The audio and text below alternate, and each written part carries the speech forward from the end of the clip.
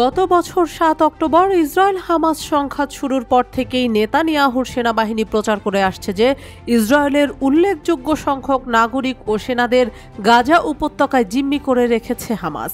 এমনকি ইসরায়েলি সামরিক বাহিনী গাজার বিভিন্ন স্থানে হামাসের লুকিয়ে থাকার অবস্থান খুঁজে বের করে সেখানে জিম্মিদের আটকে রাখা এবং নির্যাতন করার নানান আলামত তুলে ধরে বিশ্বের মানুষের কাছে। কিন্তু ইসরায়েলের প্রচারকৃত তথ্যগুলোকে মিথ্যা বলে আখ্যা দিয়ে সম্প্রতি বক্তব্য দিয়েছে এক মুক্ত ইসরায়েলি পণবন্দী। গাজায় ফিলিস্তিনি প্রতিরোধ আন্দোলন হামাসের বন্দী দশা থেকে মুক্ত ইসরায়েলি নারী নোয়া আরগামানি শুক্রবার বলেছেন, তিনি যে আঘাত পেয়েছেন সেটা হামাসের আক্রমণ থেকে নয়, বরং তাকে উদ্ধারের সময় ইসরায়েলিরা যে বিমান হামলা চালিয়েছিল তা থেকে হয়েছে।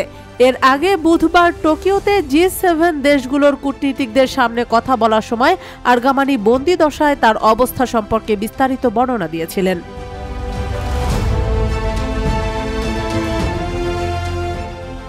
নোয়া আরগামানি জানান, গত ৭ অক্টোবর থেকেই তিনি হামাসের হাতে বন্দী ছিলেন। গত বুধবার তার উদ্ধৃতি দিয়ে ইসরায়েলি মিডিয়ায় প্রকাশিত খবরের অসঙ্গতি তুলে ধরে আরগামানি সুস্পষ্টভাবে বলেন যে ফিলিস্তিনি যোদ্ধারা তাকে প্রহার করেনি কিংবা তার চুল কেটে ফেলেনি। তিনি ইসরায়েলি মিডিয়া কভারেজের উল্লেখ করে বলেন, গত ২৪ ঘন্টায় এখানে যা ঘটেছে তা অগ্রাহ্য করতে পারি না। এখানে আমার কথাকে অপ্রাসঙ্গিকভাবে কিংবা বিভ্রান্তিকরভাবে তুলে ধরা হয়েছে। তিনি বলেন, আমার বন্দী দশার সময় হামাস সদস্যরা আমাকে আঘাত করেনি, তারা আমার চুল কাটেনি। ইসরায়েলি বিমান বাহিনীর এক পাইলট একটি দেয়াল গুঁড়িয়ে দিলে আমি আহত হই। তিনি বলেন, আমি ৭ অক্টোবরের শিকার, আমি মিডিয়ার হাতে আবারও শিকার হতে চাই না।